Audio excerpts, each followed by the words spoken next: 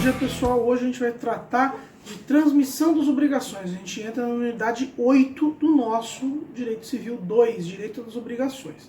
Então, introduzindo aí o conceito da obrigação, como a gente vem falando, não é um vínculo imóvel. Ele é feito para ser cumprido.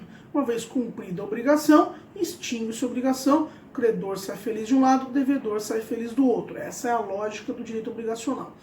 Só que ocorre também a situação de sucessão ativa ou passiva. Pode ser que o credor se torne outro credor, o devedor se torne outro devedor. E isso é muito comum no meio social. A transmissão pode se dar tanto mortis causa quanto inter vivos. E essa transmissão inter vivos é o que a gente vai estudar aqui.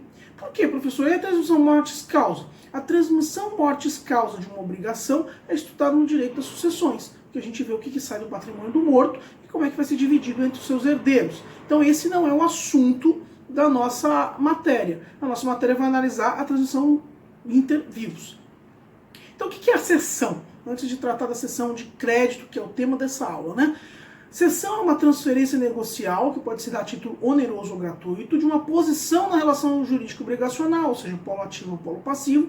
O objeto vai ser um direito ou um dever, ou seja, tanto um crédito quanto o crédito do ponto de vista do credor, quanto o dever de cumprir essa obrigação do ponto de vista do devedor, e se mantém todas as características previstas antes da transmissão. Essa que é a ideia da cessão.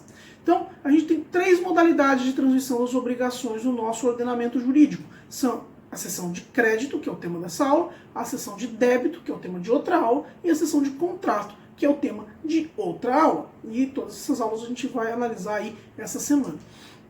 Então, iniciando com cessão de crédito, né? O que é a cessão de crédito?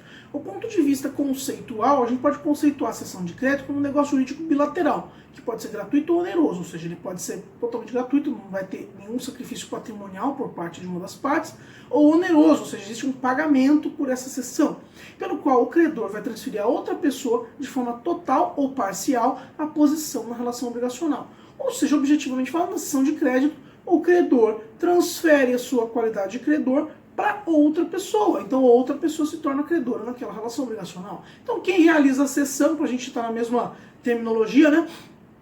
Quem realiza essa cessão vai ser o credor cedente. Quem recebe o dinheiro, o direito de ser credor, pelo outro credor, vai ser o cessionário, um novo credor cessionário. E o devedor se chama de cedido. E o cedido tem uma questão interessante, ele não precisa consentir. A opinião dele não conta. Então, se o crédito é cedido para outra pessoa, essa pessoa o devedor passa a ter que pagar para essa outra pessoa e não mais para o credor primitivo. Mas e a opinião dele não conta? Não. Ele tinha que pagar 500, não tinha? Tinha. Agora não paga mais para A, ele paga para B. Ah, mas ele não tinha que consentir? Não, ele só tem que pagar 500 para B agora. E pronto. Essa que é a lógica da cessão de crédito, tá, gente? Importante fazer umas diferenciações, né? A cessão de crédito não é uma forma especial de pagamento, ou seja, não é uma subrogação. Por que não é uma subrogação? Muita gente fica com essa dúvida. Pô, a cessão de crédito é igual a uma subrogação ativa, porque afinal de contas eu estou trocando o credor por outro. Então, não. Porque na cessão o efeito só ocorre no momento que o devedor é notificado. Na subrogação não existe essa questão de notificação. A subrogação pode ser legal. Ou seja, a lei determina a subrogação. A gente viu esses casos de subrogação legal. Quanto que no caso da cessão não existe nenhum tipo de... Não precisa ser necessariamente legal. A cessão, ao contrário, é sempre um ato voluntário. E por fim, o direito do subrogado vai se limitar à soma desembolsada para desobrigar o devedor. Regra da subrogação legal. Na cessão não tem limitação nenhuma. Então são situações diferentes. O pagamento, a cessão de crédito também não trata de inovação.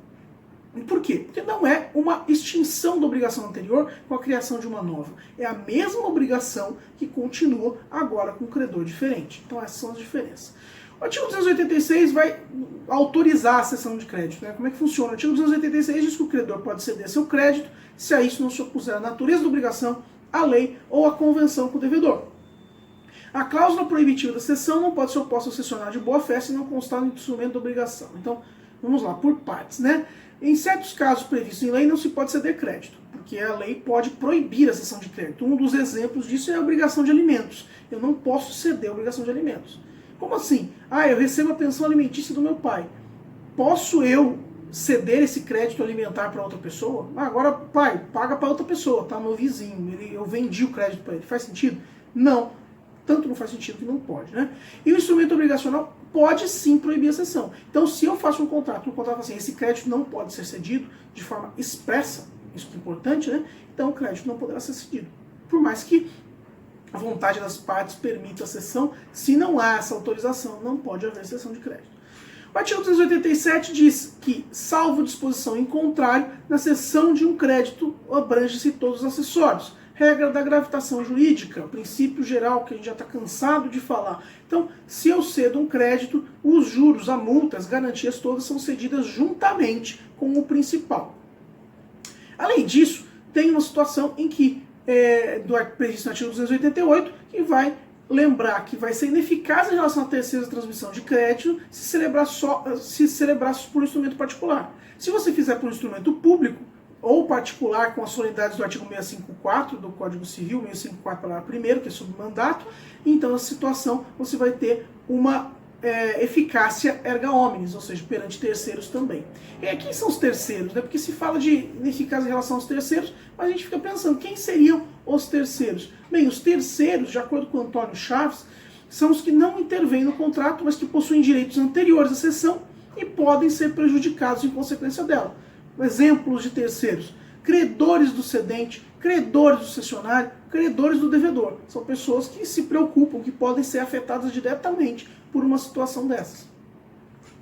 O fundamento legal para o instrumento público de cessão de crédito se encontra na Lei 6.573, também conhecida como Lei de Registros Públicos. O artigo 129, inciso 9, diz que os instrumentos de cessão de direitos podem ser realizados por meio de registro, podem ser feitos por meio de escritura. Bem, artigo 289 do Código Civil. E quando você tem hipoteca? Infelizmente, quando a gente trata de hipoteca é meio difícil, porque vocês não chegaram ainda no ponto de entender hipoteca, porque hipoteca a gente vai ter no final do semestre de Direito Civil 4, Direito das Coisas, nos direitos reais de garantia. Até esse artigo 289 vai ser muito mais compreendido quando vocês chegarem lá daqui a um ano, quando aprenderem isso. De todo modo, o que diz o artigo 289? Que o cessionário de crédito hipotecário tem o direito de fazer averbar a cessão no registro de imóvel.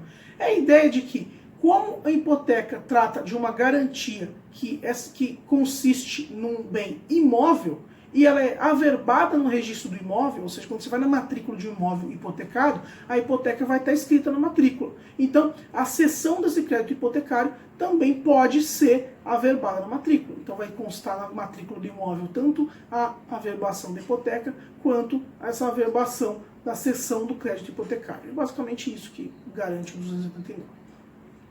Pelo 290, a cessão do crédito não vai ter eficácia em relação ao devedor, a menos que seja notificada a ele. Então, enquanto não se notificar o devedor pode pagar para o credor original. Por quê? Porque ele não sabe que ele tem que pagar para outro credor. Ele não sabe que o crédito foi cedido. É uma questão de lógica.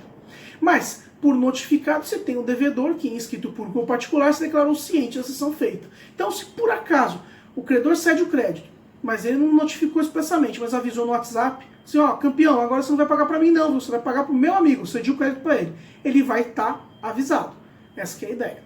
Agora, e se ele não for avisado? Se ele não for avisado e pagar o credor primitivo, daí se diz que ele pagou bem. Por que pagou bem? Porque quem paga mal, paga duas vezes, mas quem paga bem, paga uma vez só. Então, não foi avisado? Pagou para o credor original? Tudo bem. Agora o credor original e o credor novo que se virem para acertar o pagamento. 291 vai dizer que, ocorrendo várias cessões do mesmo crédito, vai prevalecer aqui se completar com a tradição do título do crédito cedido. Então pode acontecer de uma pessoa ter um título, uma nota promissória, e ceder esse título para várias pessoas ao mesmo tempo. Isso está certo, professor? Não. Isso é estelionato. Mas de qualquer forma, se por acaso ele cede o mesmo crédito várias vezes, vai valer aquela cessão em que se completou com a entrega do título. Então, eu tenho uma nota promissória, eu cedo crédito para 15 pessoas, mas só para uma eu entrego a nota promissória. E aí? Então quer dizer que aquele que está de posse da nota promissória que pode cobrar. Ou seja, para ele que efetivamente houve a cessão de crédito. E os outros? Os outros têm que ser ressarcidos, né? Porque obviamente rolou algum problema. Não se poderia ceder um mesmo crédito para 15 pessoas. Existe também uma figura análoga a do credor putativo, constante no artigo 292 do Código Civil. De acordo com esse artigo 292, fica desobrigado o devedor que, antes do conhecimento da cessão, paga o credor primitivo. Até aí tudo bem, né? Eu, devedor, não sabia que tinha que pagar para outro. Daí eu vou lá e pago o credor primitivo. Então eu fico desobrigado. Tudo bem com essa primeira parte? Acho que é tranquilo. Ou que, no caso de mais de uma sessão notificada, paga o cessionário que lhe apresenta com o título de cessão a obrigação cedida. Lembra do caso da nota promissória? Eu sou devedor, tinha uma nota promissória minha. O credor cede o crédito para 15 pessoas, todo mundo vai me cobrando, eu não sei para quem pagar. Eu poderia fazer o quê? Uma consignação em pagamento, viu só? Como a gente vai dialogando com as outras matérias. Mas enfim, não veio o caso. Eu não sei para quem pagar, até que aparece um credor com a minha nota promissória. Então, tudo bem. No momento que ele apareceu com a nota promissória para mim, eu sei que eu tenho a segurança de pagar para esse credor, porque ele me apresentou a obrigação cedida. Quando o crédito constar de escritura pública, vai prevalecer a prioridade de notificação. Então, pode ser que vários créditos tenham sido escriturados, né, tenham sido colocados numa escritura pública. Então, eu vou pagar, o devedor, eu posso pagar com segurança para aquela que tem uma data mais antiga, que é a ideia de antiguidade do registro. Independentemente do conhecimento de cessão por devedores, o devedor pode não saber, não ter certeza da cessão. O artigo 293 vai dizer que, nesse caso, o cessionário pode exercer os atos conservatórios do direito cedido. Ou seja, pode ser que nem tenham avisado o devedor que ele tem que pagar para um novo credor, mas esse novo credor já tem direito de entrar com ação judicial, entrar com ação de cobrança, executar. Ele pode também fazer a cessão de crédito para outra pessoa. A ideia é que a eficácia do ato frente ao devedor é que depende de notificação. Agora, o ato em si é válido e ele vai produzir efeitos perante o credor cessionário. O 294 também vai dialogar com a questão de exceções pessoais. Lembra? O devedor pode opor ao cessionário as exceções que lhe competirem, bem como as que, no momento em que veio a ter conhecimento da exceção, tinha contra o cedente. Então, no momento em que o cessionário toma conhecimento da cessão de crédito, é o momento que ele pode falar que havia algumas exceções. Pô, vai ter uma compensação e tal. Então, esse é o momento, tá? Então, as defesas do devedor contra o cessionário incluem aquelas contra o cedente. Pagamento total, parcial, prescrição de dívida. Tá, mas qual é o prazo disso? Vocês viram que o artigo 294 só fala que ele pode opor o cessionário no momento que teve conhecimento da cessão de contra o cedente. Tá, mas e aí, quando que ele pode fazer? Qual o prazo? O prazo não está claro. O Venosa, ele menciona que o devedor deve, tão logo notificado, alertar o cessionário que tem exceções a opor, sob pena de perder o direito, porque a lei não fixa prazo. Então essa é uma posição doutrinária, tá, gente? A lei não fixa prazo, a gente fica nessa dúvida. Artigo 295 vai tratar da responsabilidade por cessão a título oneroso e a título gratuito. Então como é que funciona? Na cessão por título oneroso, ou seja, eu recebi um dinheiro para ceder o meu crédito, o que acontece? O cedente, ainda que não se responsabilize, fica responsável o cessionário pela existência do crédito ao tempo que ele cedeu. Ou seja, não é que eu me responsabilizo pelo pagamento, mas pela existência daquele crédito. Se eu cedo o crédito para alguém e daí eu descobre esse cessionário que o crédito nunca existiu ou deixou de existir na época da cessão, então eu me responsabilizo. Ah, mas o devedor não pagou. Daí é problema do cara, em regra. A mesma responsabilidade cabe nas cessões por título gratuito, se tiver procedido de má fé. Então assim, eu sabia que o título não existia e cedi a título gratuito para alguém para tirar com a cara da pessoa, porque não tem outra explicação para isso. Não, ó, tá esse crédito aí, pode cobrar, tô te dando, fica tranquilo. E daí eu, por dentro, eu fico dando risada. Haha, otário, vai cobrar um negócio que não existe. Nesse caso, eu vou me responsabilizar também, porque afinal de contas eu procedi de má fé. Por regra, como eu disse, então, o credor cedente se responsabiliza pela existência do título, porém, não pela solvência do devedor. O artigo 296 vai dizer que, salvo a estipulação em contrário, o cedente não responde pela solvência do devedor, ou seja, existe a possibilidade de se prever em sentido contrário para que o credor cedente se responsabilize. A cessão de crédito, em regra, é pró-soluto. Quando a gente fala pró-soluto, quer dizer o quê? Que o cedente não responde pela insolvência do cedido. Ponto. Essa ausência de responsabilidade é risco do negócio. Ou seja, eu estou vendendo o meu crédito para uma outra pessoa por um valor mais baixo do que aquele crédito. Aquela pessoa vai ter um lucro, porque ela vai cobrar aquele crédito do devedor, 100% daquele crédito. Só que se o devedor não pagar, paciência. Se for uma cessão pro soluto, então quem vai se ferrar, né, quem vai se prejudicar nessa situação é o cessionário. Porque o cessionário recebeu e ia ter um lucro. Agora, pode ser que eu não tenha, que você preveja uma responsabilidade. Nesse caso seria pró-solvendo. Então, pró-soluto, sem responsabilidade pela insolvência. Pró-solvendo, com responsabilidade pela insolvência. O artigo 297 vai trazer essa questão. O cedente responsável ao cessionário pela solvência do devedor não responde por mais do que aquele que ele recebeu com os respectivos juros. Mas ele vai ter que ressarcir as despesas de cessão e as que o cessionário teve por fazer a cobrança. Então o cedente vai responder pelo que recebeu, mais juros, mais despesas nessa situação. Existe uma valorização da boa-fé também previsto no artigo 298 do Código Civil. Uma vez penhorado o crédito, eu dei alguns exemplos nas últimas aulas sobre penhora de crédito, né? O devedor tem que pagar um valor para o credor, só que aquele credor tem dívidas, tem execuções, então aquele crédito passa a ter que ser pago nos autos, porque aquele crédito foi penhorado, essa que é a situação. Então o artigo 298 vai dizer o quê? O crédito, uma vez penhorado, não pode mais ser transferido pelo credor que tiver conhecimento da penhora. Então, se eu, credor, sei que esse crédito que eu me pagar foi penhorado, porque eu tenho dívidas por aí, eu não posso mais transferir esse crédito para outra pessoa, ou seja, eu não posso mais ceder esse crédito. Agora, o devedor que pagar não tendo notificação dela, ou seja, ele não tem notificação sobre a penhora, ele vai ficar exonerado e vai subsistir somente contra o credor os direitos do terceiro. Essa questão é uma valorização da boa-fé, que veda a transferência do crédito penhorado, porque não é correto com quem está penhorando, com o exequente, e se exonera o devedor não notificado que paga a dívida. Se ele não for notificado, ele paga a dívida para o credor original. Não tem problema, ele não está fazendo nada de errado. E quais são as espécies de cessão de crédito, gente? Então, espécie de cessão de crédito. Quanto à origem, ela pode ser legal, judicial ou convencional. Então, a cessão legal, exemplo dos acessórios da obrigação cedida. Se eu cedo uma obrigação, os acessórios, por força de lei, acompanham o principal. Acessório sequitur principal. Princípio da gravitação jurídica. Na cessão judicial, você pode ter uma atribuição de um crédito de cujo ao herdeiro. Como assim? O sujeito morreu. O sujeito tinha créditos. Daí, na hora da partilha, o juiz determina que aquele crédito vai para um herdeiro. Houve uma cessão judicial do espólio para um dos herdeiros em específico. E, por fim, a cessão convencional. A cessão convencional é o caso do contrato de factoring. E muita gente perguntou por e-mail para mim, no Classroom e tal, sobre o que é essa situação de cessão de crédito, como é que funciona a factoring. A factoring é uma empresa, uma financeira, que compra créditos. E daí ela compra o crédito, obviamente, com deságio, né? O crédito é de 100, ela compra por 80 e daí ela vai cobrar por 100. Por que ela faz isso? Porque daí ela vai ter um lucro de 20. Ah, mas se a pessoa não pagar? Depende do contrato. Pode ser que seja pró-solvendo ou pró-soluto. Então, tem que analisar casuisticamente. Mas, em regra, assim, pela lógica do Instituto, a factoring não deveria ir atrás do credor que cedeu aquele crédito por ser insolvente. A gente sabe que na prática a lógica geral é ir para solvendo até, porque afinal de contas a factoring ela quer ter todas as garantias possíveis. Mas de qualquer forma, a lógica é que a pessoa vai ter um ágio aí, ela vai ter um lucro nessa questão de pagar menos por um crédito hoje para poder cobrar mais amanhã. Quanto às obrigações que gera? A cessão de crédito pode ser a título oneroso, que aí vai ser semelhante à compra e venda.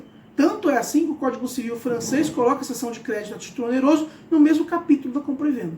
E a cessão a título gratuito é outra espécie, né?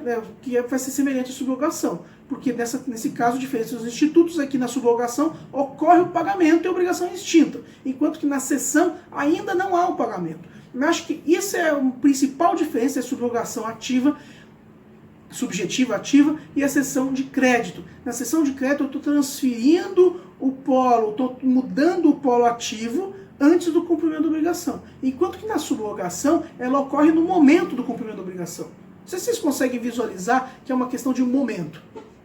Se eu estou cedendo um crédito que vai ser cobrado futuramente, não tem subrogação, que tem a cessão de crédito.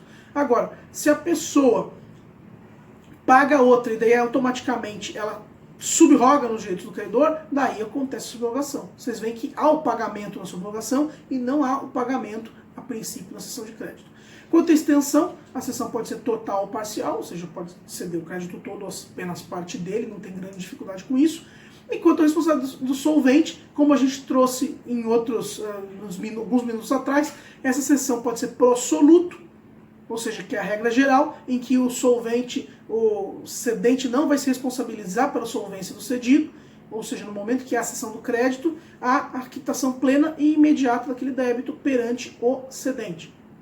E a cessão pró-solvendo, que é o que? Prevista pelas partes, o cedente vai se responsabilizar pela insolvência do cedido. A obrigação vai se extinguir só quando houver o recebimento.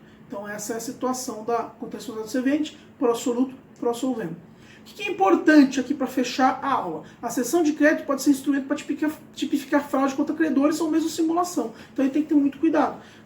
Se a pessoa cede créditos por aí para não ter patrimônio, para escapar à execução, ou credores, né, em geral, não necessariamente uma ação judicial, então a gente tem a figura da fraude contra credores, que a gente viu lá em Direito Civil 1, aquela situação que pode anular o negócio jurídico. Então, não havendo simulação, não havendo fraude contra credores, não tem problema nenhum, porque os créditos foram feitos para serem cumpridos e os créditos também circulam. Isso é interessante para a economia. Então, com isso a gente fecha a aula de hoje de sessão de crédito. Espero que não tenha sido muito rápido, eu sei que às vezes eu falo meio rápido, e isso é um problema. Eu acho que vocês conseguem fazer o vídeo andar mais devagar, vai ser até mais engraçado, minha voz vai ficar mais grave, mais lenta. Mas, tendo dúvidas, falem comigo, mandem mensagem no Google Classroom, a gente esclarece as dúvidas e todo mundo vai se beneficiar dessas aulas à distância, tá? Na próxima aula a gente fala de sessão de débito, que como o próprio nome diz, é a sessão do devedor que se muda, né? Muda de devedor e não de credor, como é o caso da sessão de crédito. Certo, gente? Até a próxima!